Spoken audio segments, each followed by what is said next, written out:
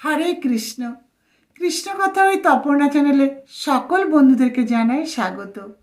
জানো তো, অনেকে আছে অন্যদের সুখ সহ্য হয় না, অনেকের অন্যদের ভালো থাকা ভালো লাগে না, আবার অনেকে আছেন অন্যদেরকে হিংসা করতে ব্যস্ত, আবার অনেকে অন্যের ক্ষতি করবার জন্য উঠে পড়ে লাগে। কিন্তু তারা কি জানে অন্যের ক্ষতি করলে কি হয়? শোনো তাহলে, যারা অন্যের ক্ষতি করে সবার আগে তাদের নিজের ক্ষতি হয়। হয়তো ক্ষতির ধরন আর সময়টা ভিন্ন হয়। কেন? কারণ প্রকৃতি তার নিজের গতিতে প্রতিশোধ নেয়। তাই বলবো, অন্যের ক্ষতি করা থেকে বিরত থাকো। কারণ নিজের যতটুকু আছে ততটুকু নিয়েই সন্তুষ্ট থাকো। তাহলে মনে হিংসে আসবে না, রাগ আসবে না, কষ্ট আসবে না।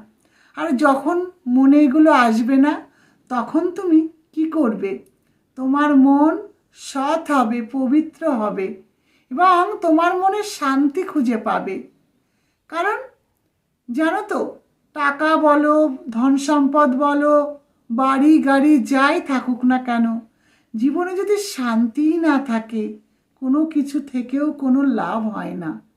কারণ যাদের মনে অশান্তি, তারা যদি পালঙ্কে শুয়েও থাকে তাদের ঘুম আসে না। আর যার মনে শান্তি, সে যদি মাটিতেও শয়, খুব সুন্দরভাবে সে ঘুমিয়ে পড়ে, রাতটা কেটে যায়, কোনো দুশ্চিন্তা তার মনে হয় না। তাই বলবো, অন্যের ক্ষতি নয়, অন্যদেরকে ভালোবাসো।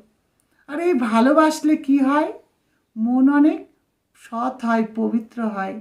আর সব থেকে বড় কথা, মাথার ওপর রয়েছেন ভগবান, তিনি তো সব কিছু দেখতে পান। তাই যদি আমরা মানুষকে ভালোবাসি, ভগবানকে ভালোবাসা হবে। কেন?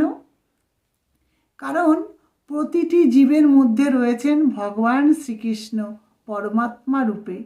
তাই জীবকে ভালোবাসা মানে ভগবানকে ভালোবাসা। আর যে ভগবানকে ভালোবাসে, জীবকে ভালোবাসে, তার কখনো ক্ষতি হয় না। হরে কৃষ্ণ।